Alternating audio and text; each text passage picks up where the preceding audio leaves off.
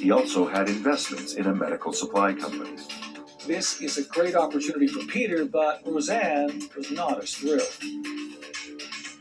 She was tenacious, and she was very honest, and she did not mince words. But then there was a side of her that you wouldn't know it, but there was some insecurities there. Roseanne was not a fan of the Texas heat like Peter was, but the passion of the young couple's relationship helped propel them along, and they married a short time after arriving. Roseanne finds work at Parkland Hospital, but her tenure is short-lived due to a pleasantly unexpected surprise. She got pregnant and was thrilled, and that made their relationship a little better. The pregnancy comes as a shock to Peter, who had been previously diagnosed as sterile. The Galeunis welcome a son, Peter Galeunis III, born 6 weeks premature in 1979. Peter has a new job, a new wife, and now his first child. He feels he has to provide the best for his growing family. Richardson, Texas, home to the University of Texas at Dallas, is one of the more affluent suburbs of the state's third largest city.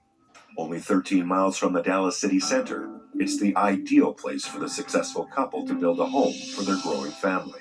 In late 1982, Peter and Roseanne meet with several local builders, and in the end, they sign a contract with Larry Ayler Custom Homes for their $400,000 dream home. Larry Ayler came highly recommended and had a reputation for building fine homes with an impeccable attention to detail.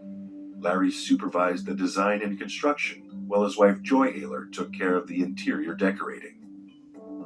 Dr. Galeunis and Larry become fast friends, with Larry even taking Peter quail hunting on his ranch to bond. Peter admires Larry, who is confident and self-assured. A Texas man born and bred, Larry and Joy met in 1966 at a football game in high school. They married shortly after in 1968, when Larry was barely 20 and Joy was 19. Joy came from an affluent family, but the very young couple wanted to make a go of it on their own. Both of them worked various retail jobs, and they led a modest life together for the first decade of their marriage.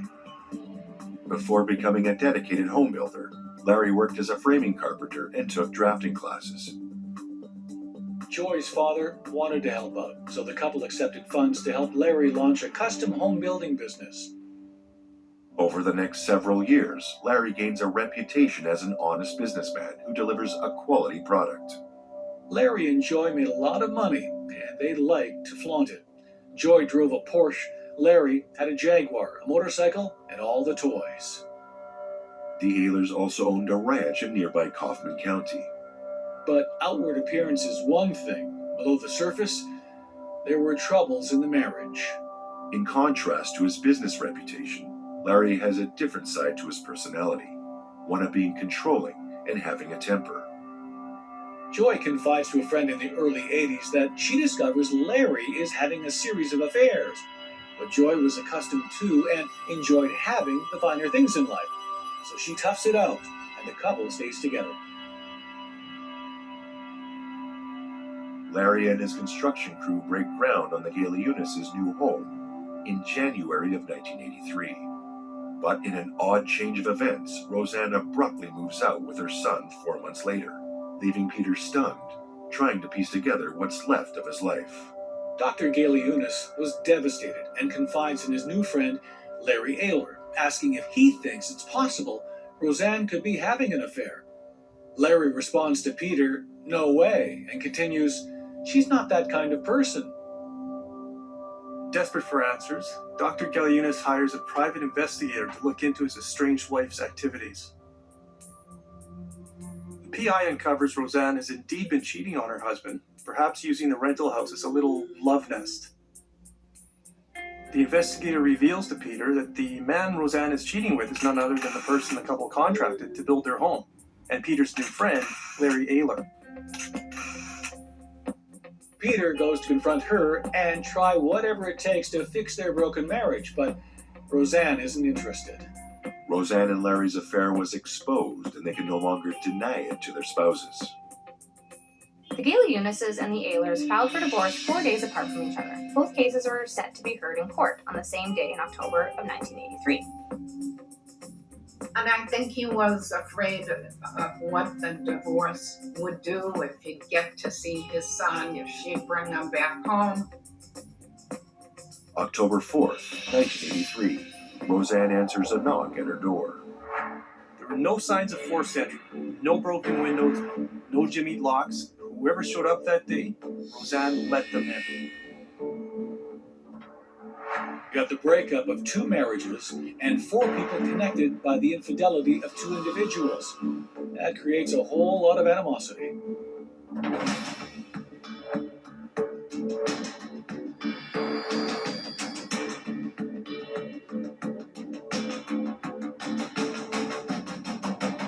With Roseanne dead, all signs point directly to the remaining 3 individuals in this twisted love story. But the truth will take years before it surfaces.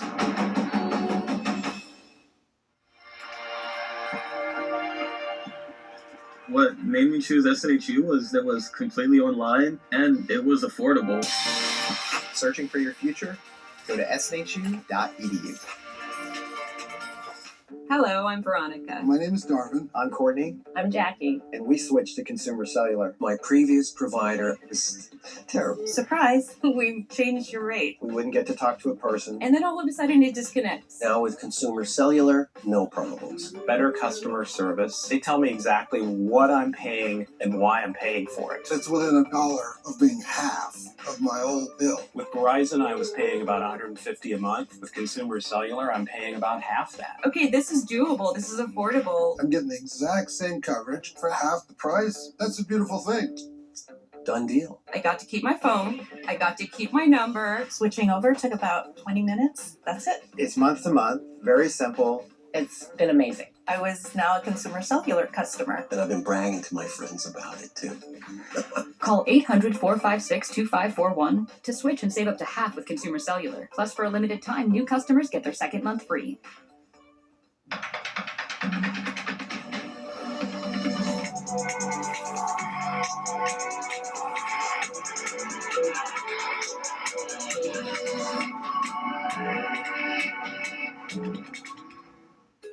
I'm always on the go, so I need products that work just as hard as I do. That's why I choose Pretty Litter, the health monitoring cat litter with advanced odor control. It can save me money on vet bills by alerting me to early signs of potential health issues. Each lightweight bag lasts up to a month, which means I don't have to buy as much litter. I suggest you make the switch and see why Pretty Litter is on my list of favorite things. Visit prettylitter.com today to get started. Right now in our world, habitats are being destroyed and wildlife is facing an extinction crisis. But this holiday season, you can take action to protect wildlife and give the most meaningful gift of all. Visit this website, call this number, or simply scan the code on your screen. Donate just $16 a month to support WWF's global conservation work.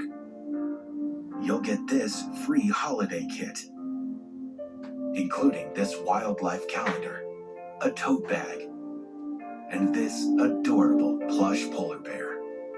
This holiday season, help WWF protect wildlife and habitats and give a gift that will last for generations to come. Act now. Make your holiday gift today.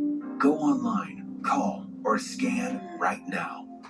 My paycheck was just deposited into my Greenlight account. Greenlight is so convenient. You know, we had to use a vacuum tube.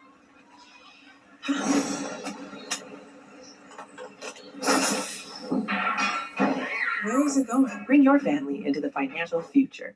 Look, she's just sitting here building her credit by... I forgot you were here. Self gives you credit for the rent you were going to pay anyways, and reports it to the credit bureaus within 72 hours. Free credit building for renters with Self.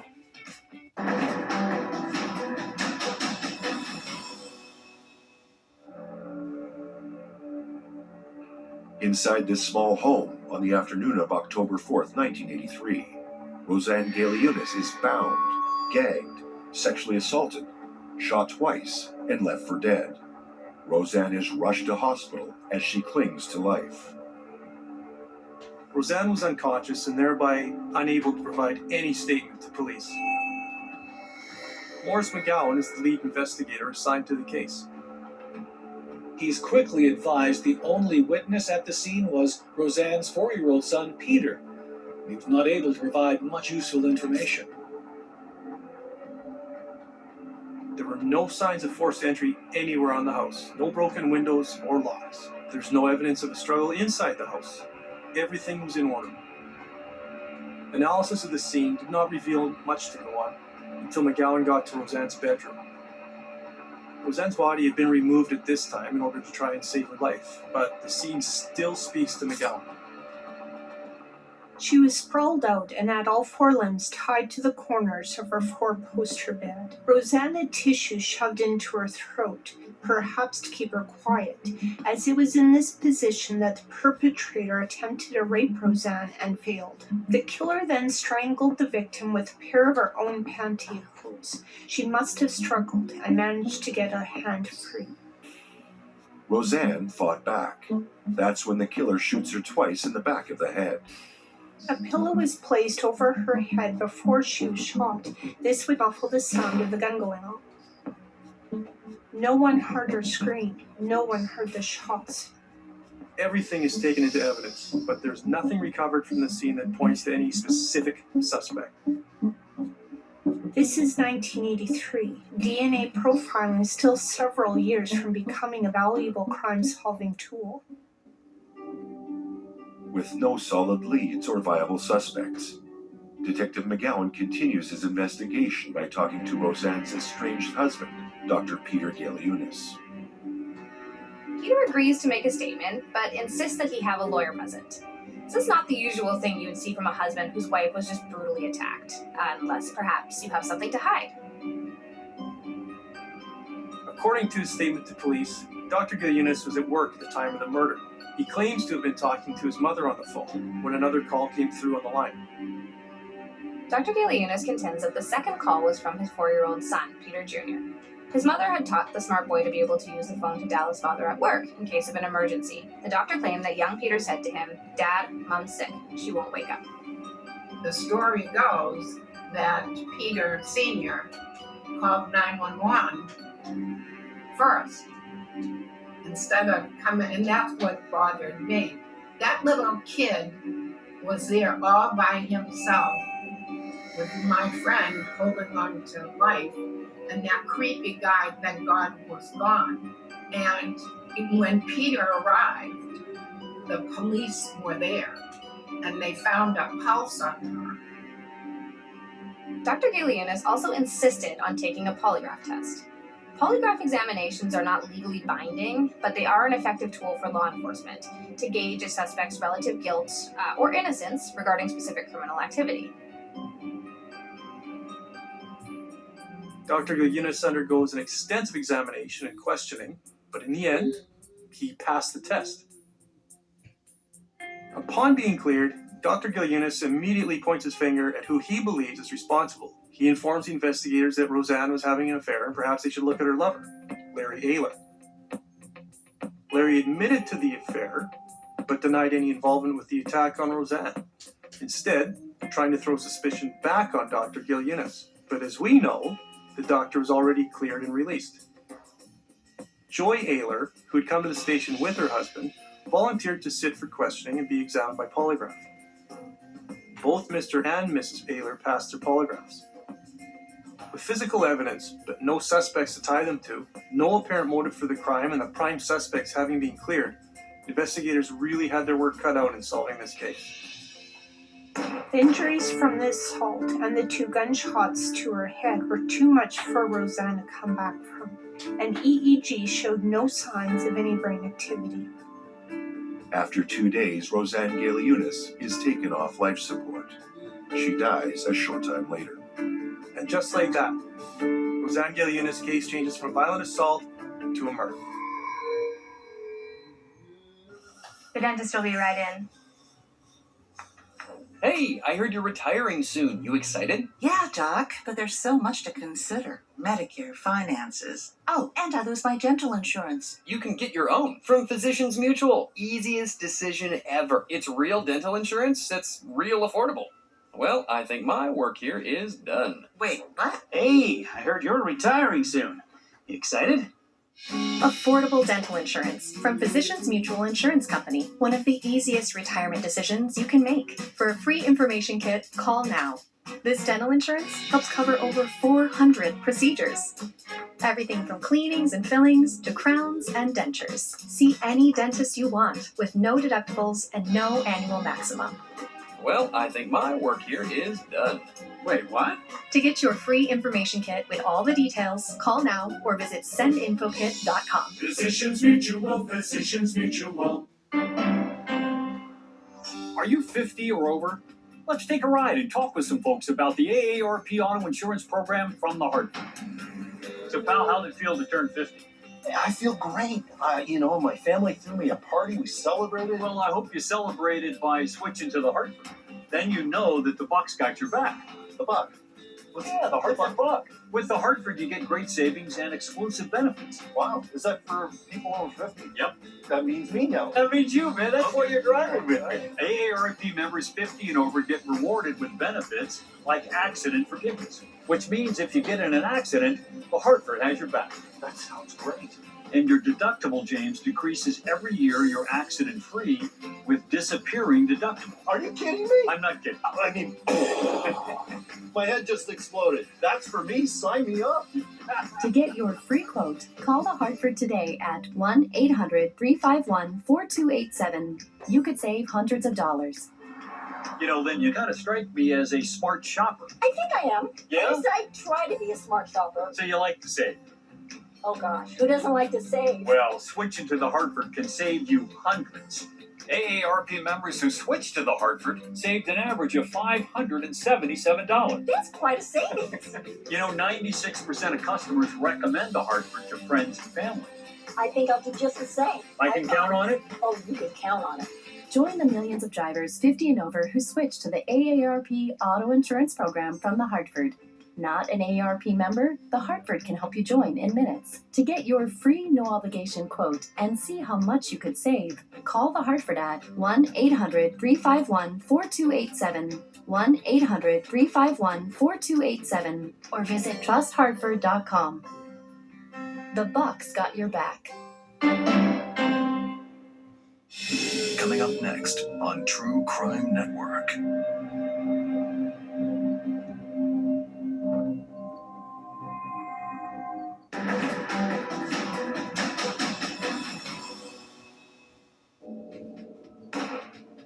The brutal and violent assault on Roseanne Galeunis in her home on the 4th of October 1983 has now become a murder investigation after Roseanne dies when removed from life support, 2 days after the attack. Detective Morris McGowan is the lead investigator on the case. With the victim's estranged husband, her lover Larry Ayler, and her lover's wife all eliminated as suspects, the police have very little to go on. The attack was not motivated by robbery, as there were several items of jewelry left out in the open at the scene.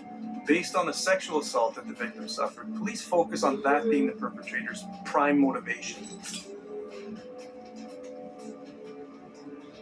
There were a number of crimes in the surrounding area with a similar MO that McGowan and the Richardson police linked Roseanne's case to.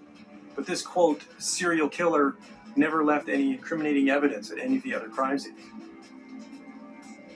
With so little to go on, Dr. Galeunis personally offers a $25,000 reward for any information that leads to an arrest in his wife's case.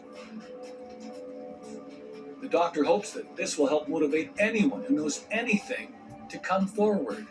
It goes nowhere.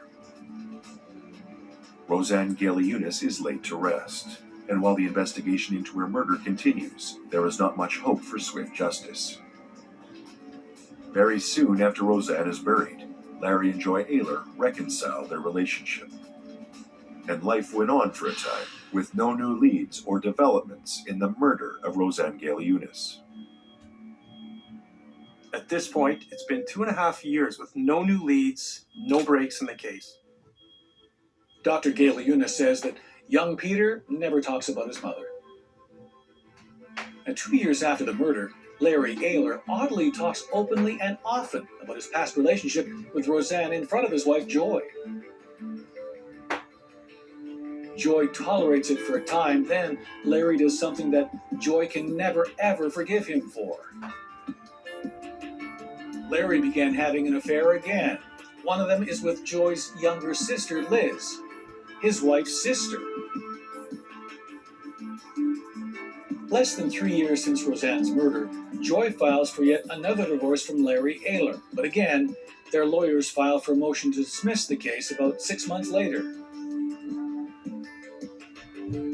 In June of 1986, Joy asks Larry to meet her at their Kaufman Ranch for a horseback ride and a shot at reconciliation. Larry agrees and arrives at the ranch with a friend of his, Dawn Kennedy. After waiting for a short while, Joy not showing up, Larry and Dawn decide to leave. Not travel far from the ranch when the men come across a Ford pickup blocking the road. Before the men can even step out to see what might be going on, they come under a hail of gunfire.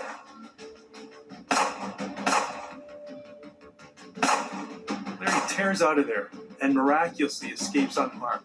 Dawn Kennedy, however, is wounded by a gunshot to his elbow. Larry reports the attack and assumes the attempt on his life is somehow related to Roseanne's murder 3 years previous. Police dismiss this notion. There's no evidence pointing to a connection, and neither Dawn nor Larry saw who had attacked them. It wasn't long after the ambush and attempt on his life that Larry Ayler makes a startling discovery. Larry gets a taste of its own medicine when he learns that his wife Joy has been having an affair of her own. Joy's lover is a man named Jody Packer, owner of a plumbing business in the Dallas area. Seems Larry can't swallow this bitter pill, and this marks the end for the Ayler marriage. After a resentful battle over the couple's extensive assets, the Aylers are officially divorced on August 19th, 1986. Dr. Peter Galeunis remarries in December of 1986, 3 years after the murder of Roseanne.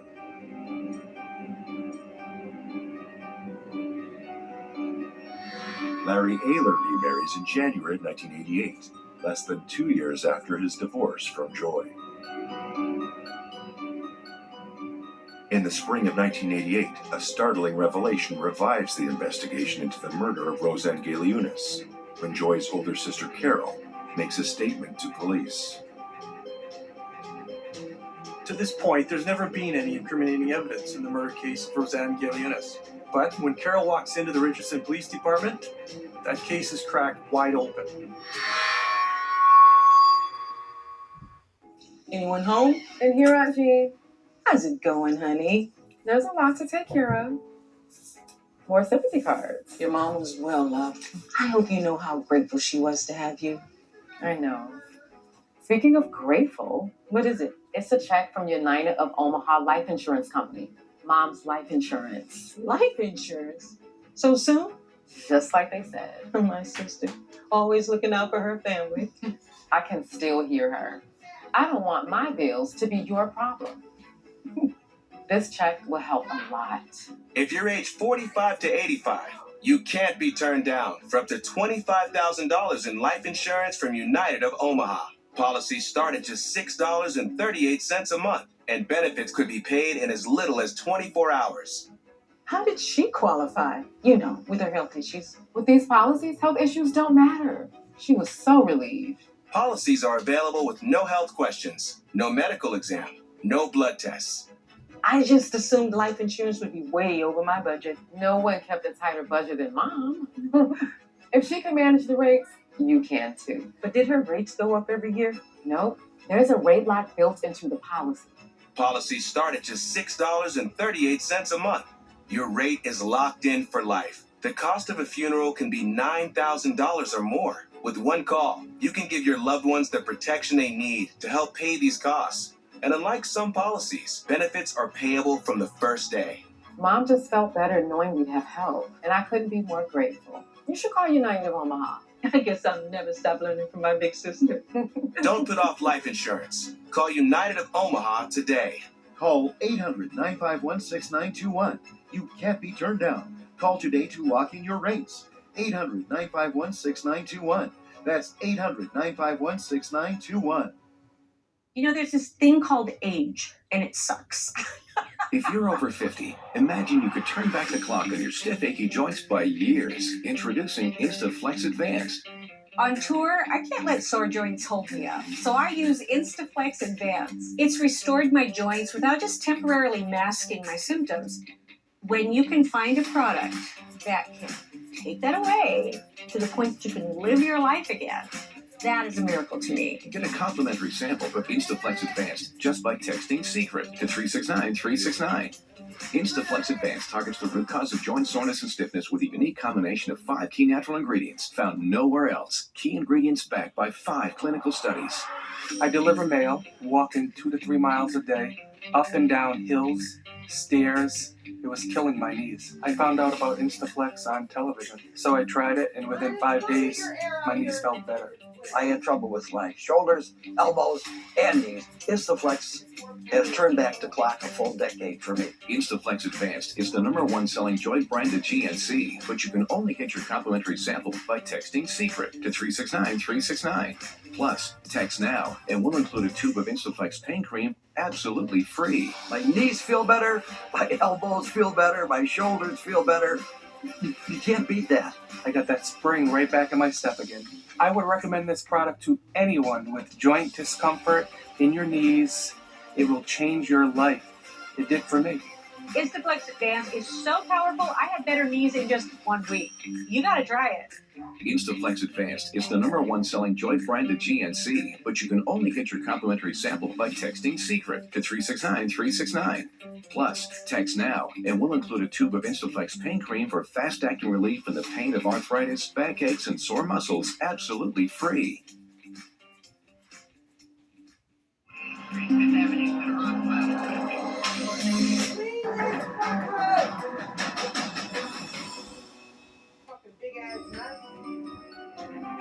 Roseanne Galeunis' murder on October 4th of 1983 left little for police to go on.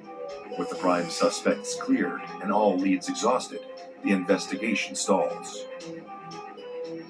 Despite a substantial reward offered by the grieving widow, the case remains unsolved. 3 years after Roseanne's murder, her one-time lover, Larry Ayler, is shot outside his ranch house. Larry would survive the attack and soon after learn that his own wife, Joy Ayler, was having an affair of her own. After years of infidelity and turmoil, the two are finally divorced. 5 years after Roseanne's murder, the detectives get their first real break in the case.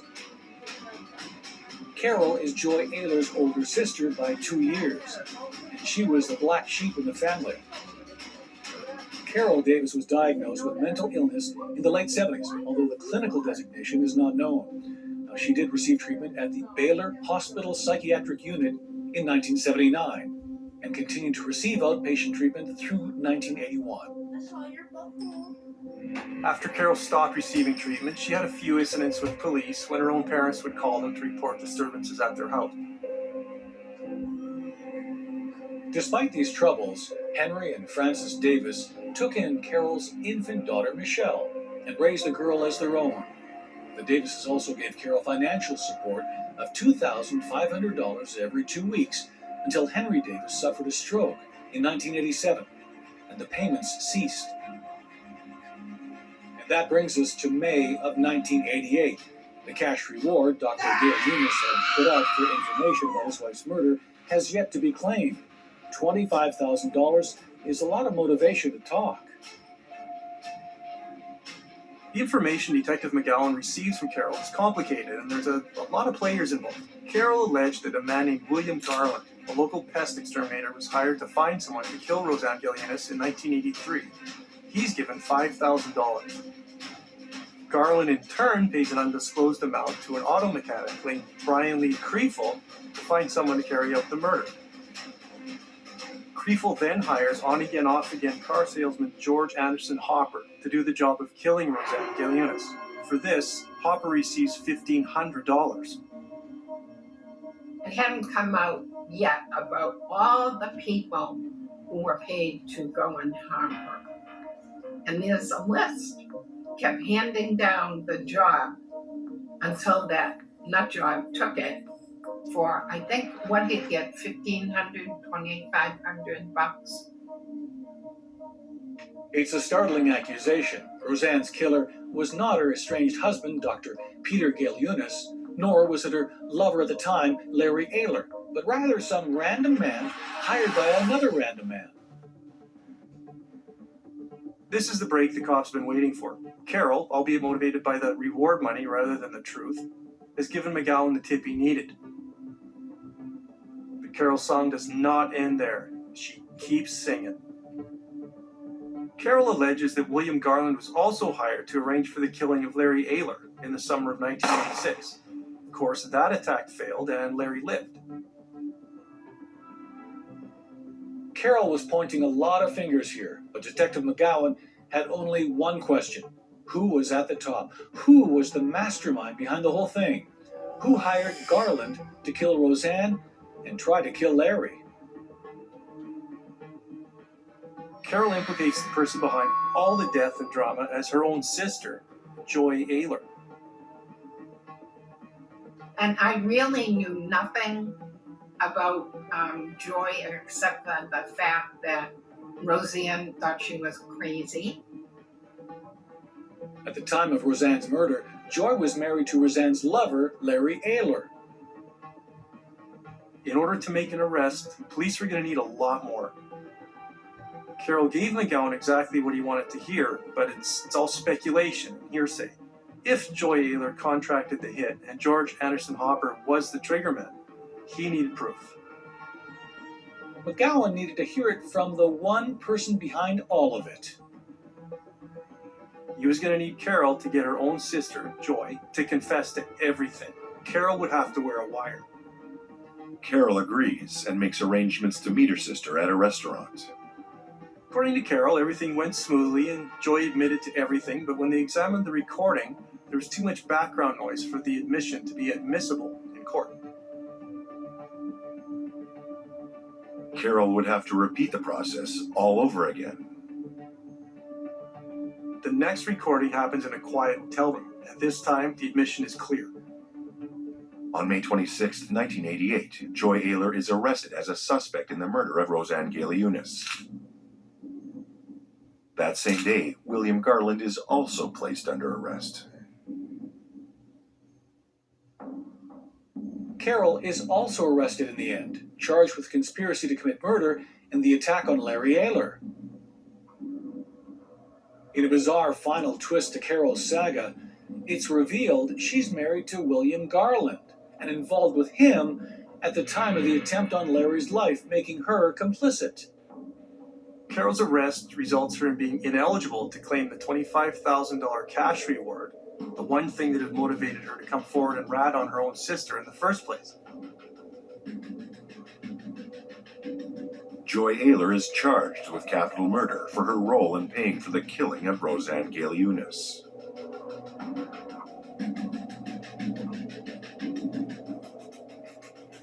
She's just evil.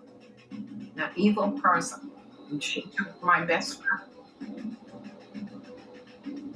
But George Anderson Hopper, the man who entered Roseanne's home nearly 5 years previous, tied her to her bed, sexually assaulted her, strangled her, shot her twice in the head, and left her for dead. This man is yet to be caught.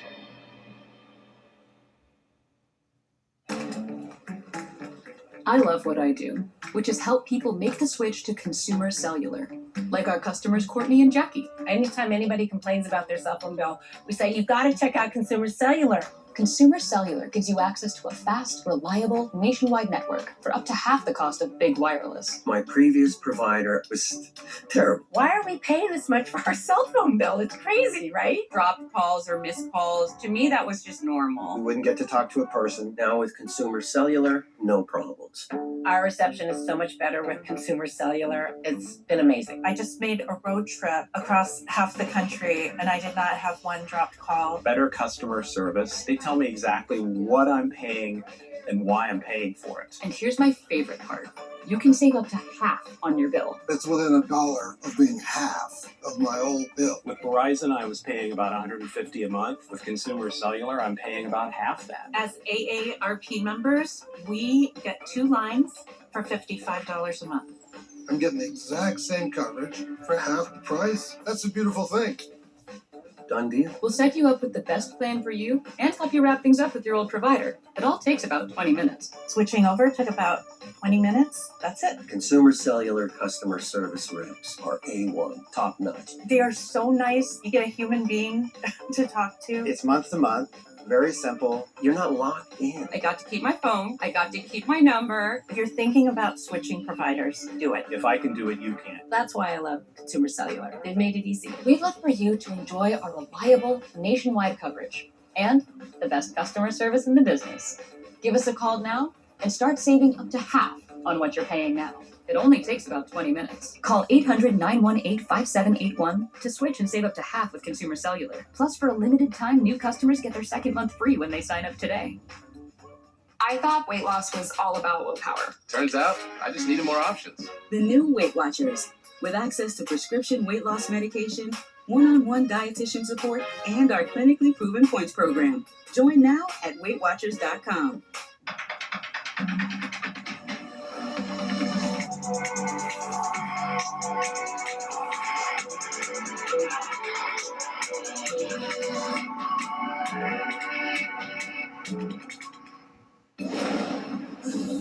Oh, how about a spark of inspiration?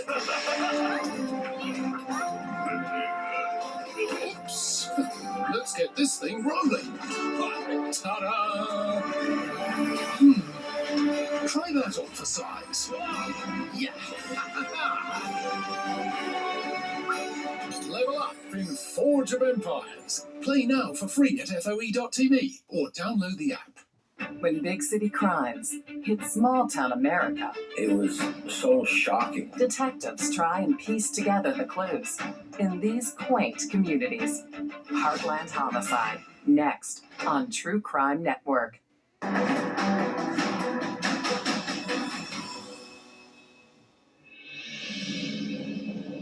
Nearly 5 years after the murder of Roseanne Galeunis takes place, detectives catch a break when Carol Garland alleges her own sister, Joy Ayler, paid William Garland to have Roseanne Galeunis killed in 1983.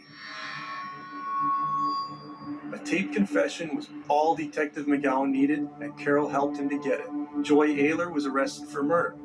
Even though she was not the one who assaulted and shot Roseanne, murder for hire is still a capital offense. According to the string of people Carol claims were involved, she names George Anderson Hopper as the last to get paid in the murder plot. It's unclear at the time if Hopper is the killer, or simply the last to receive a cut of the initial $5,000 payment Joy Ayler gave to William Garland. Hopper was a part-time car salesman and insurance appraiser at the time of the murder. When McGowan begins looking into Hopper, he finds prior charges for an incident of indecent exposure in 1976 and a pickpocketing charge from 1984. There are no prison records for Hopper, and he had no history of felony convictions. Not exactly the rap sheet of a cold-blooded killer. Police tracked Hopper down and questioned him, but when he excuses himself to get a drink of water, Hopper slips away, and they lose track of him for the next 6 months. On December 20th, 1988, over 5 years since the murder of Roseanne Galeunis, George Anderson Hopper is arrested on a nationwide warrant, hiding out at a friend's house. At the time, Hopper admits to Detective McGowan that he took $1,500 to kill Roseanne. He claims that he passed $1,000 on to another man to actually do the killing, a drug dealer named Chip. Hopper's appointed counsel was Jan Hemphill. She advises her client that the prosecution will be seeking the death penalty against Joy Ayler and Roseanne Galliunas' killer. She instructs her client to continue to cooperate with investigators. It's now February of 1989. George Anderson Hopper sticks to a story that he did not kill Roseanne, that the murder was committed by a man named Chip. Frustrated and wanting the truth, Detective McGowan schedules for Hopper to take a polygraph exam. February 27th, Hopper is administered the lie detector test. He fails, and McGowan now goes at him hard. Hopper repeats the story that Chip is responsible, but McGowan is not buying it. Hopper requests to go back to his cell so he can think, but McGowan demands Hopper tell the truth, and now. Hopper confesses to shooting Roseanne Galliunas. February 27th, 1989, George Anderson Hopper is officially charged with murder. His detailed confession, along with an admission to a jailhouse informant and declaration of guilt in a letter written to a friend, were presented as evidence at Hopper's trial. So, too, was the gun used to shoot the victim. Roseanne's killer is held in custody, but the strange tale is yet to be over. Joy Ayler has been out on a $140,000 bond awaiting her trial as the mastermind of Roseanne's murder.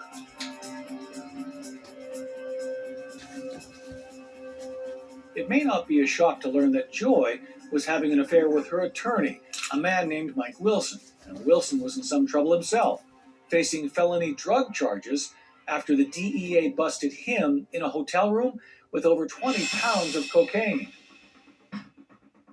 Joy understands she could be handed the death penalty if convicted for contracting Roseanne's murder. Mike Wilson would be facing a lengthy prison term on his drug charges. In a daring move to elude justice, Joy drains her bank account, and the lovers go on the run with somewhere around $300,000 in cash. As a fugitive from justice, Joy Ayler is pursued by authorities all over the globe, first fleeing to British Columbia, Canada. A month later, in June of 1990, Joy leaves her lover, Mike Wilson, in Canada and flies out of the country on her own. A tip from a Dallas woman who encountered Joy says she met her at a Spanish language school in Cuernavaca, Mexico. It's the best lead the police have had since Joy jumped bond. However, Joy evades capture and is once again on the run. While authorities worldwide are on the lookout for Joy Ayler, the Texas courts were busy with the rest of those involved in the case. William Garland pleaded guilty to accepting money to arrange for the killing of Roseanne, and also for arranging the attempted killings of Larry Ayler. He received a 30-year sentence. Brian Lee Kriefel also received 30 years after pleading guilty to soliciting capital murder and admitting to passing money to Hopper. The Matthews brothers, Buster and James, and William Gary. Now, these are the two who were responsible for the rifle attack on Gary Ayler that injured Don Kennedy, also arranged by Joy and Garland. The Buster pleaded guilty to conspiracy to commit murder and was sentenced to life in prison. Jody Packer, Joy's off-again, on-again lover, was charged with passport fraud and violation of federal financial reporting laws for his involvement and assistance to Joy on the run.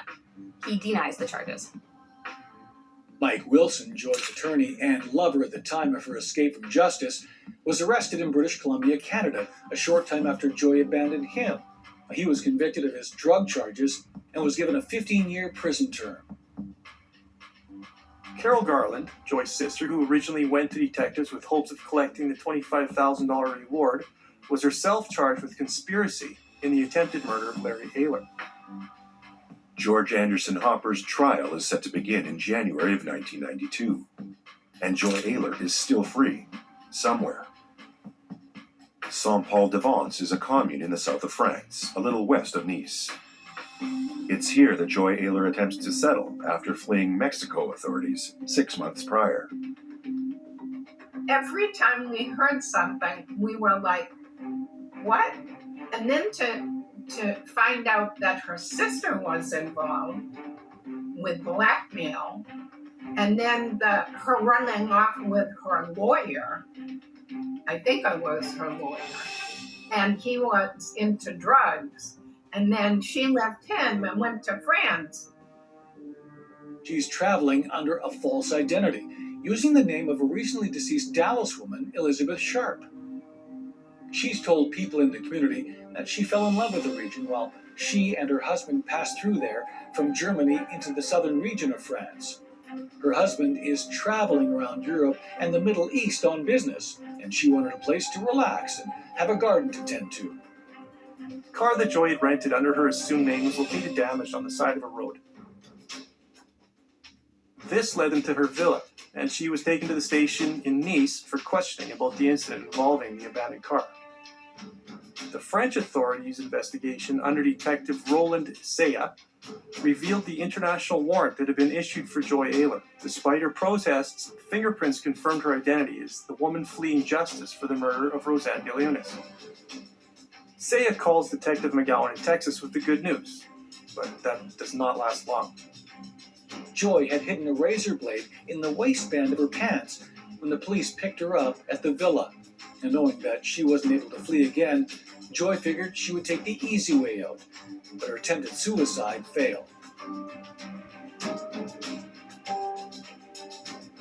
But, as it's been demonstrated, getting Joy Ayler to face justice won't be easy. The government of France has strict guidelines concerning international fugitives apprehended on French soil. They will not extradite a criminal suspect if there is even a chance that they will face the death penalty once convicted in their home country. Assistant DA Kevin Chapman explains the situation to Detective McGowan. Unless they take the death penalty off the table, French authorities will not release Joy Ayler back to America.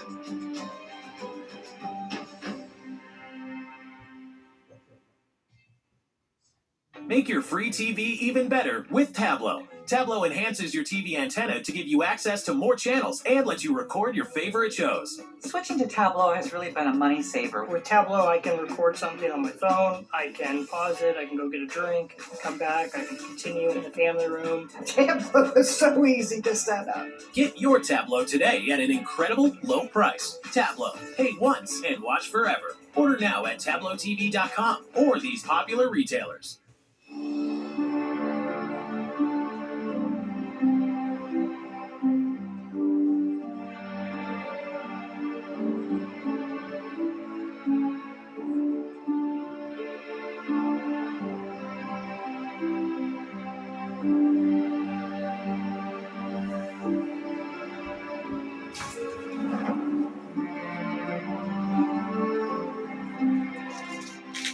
We need your help.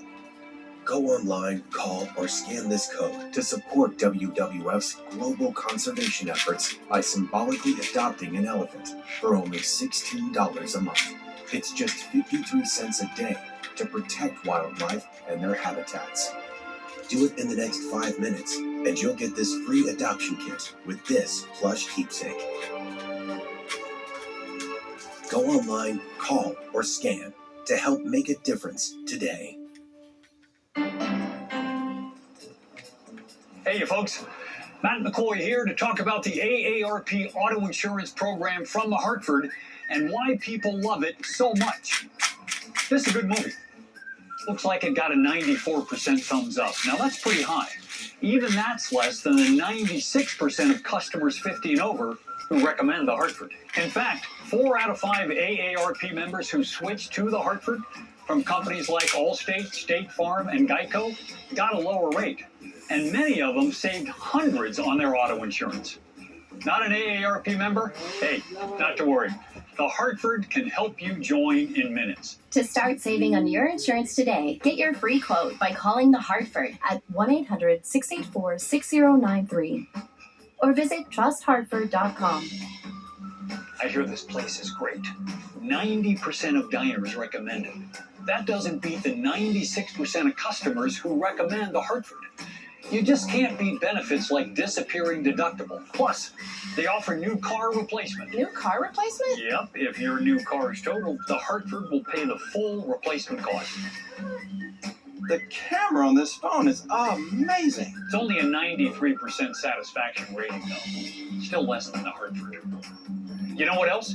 You could save even more if you bundle home and auto. For the savings, benefits, and best-in-class claims experience you deserve, Make the switch today. Join the millions of drivers 50 and over who switch to the AARP Auto Insurance Program from The Hartford and get the savings you want and the award-winning claims experience you deserve. To get your free no-obligation quote and see how much you could save, call The Hartford at 1-800-684-6093 or visit trusthartford.com. The Bucks got your back. I'm always on the go, so I need products that work just as hard as I do. That's why I choose Pretty Litter, the health monitoring cat litter with advanced odor control. It can save me money on vet bills by alerting me to early signs of potential health issues.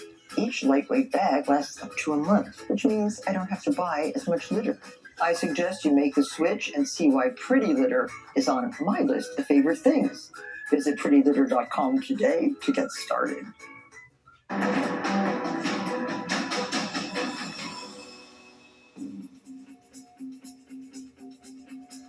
On October 4th, 1983, Roseanne Galeunis was brutally murdered in her home by a man named George Anderson Hopper. In the spring of 1988, nearly 5 years after the brutal slaying, a new lead exposes a complex web of conspiracies that ultimately leads to the arrest of Roseanne's killer.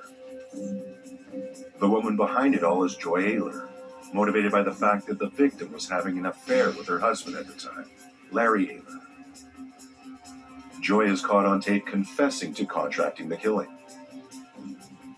After being arrested and posting a bond of $140,000, Joy goes on the run for nearly a year. In the spring of 1991, Joy is apprehended in France, where she's held by authorities while details of her extradition are negotiated, a process that ultimately takes close to 2 years. The trial of Roseanne Galeunis' accused killer, George Anderson Hopper, got underway in January of 1992. The evidence presented by the Assistant District Attorney, Kevin Chapman, was substantial. Not only had Hopper admitted to killing Roseanne Galeunis verbally to a jailhouse informant and in a written form via a letter to a friend,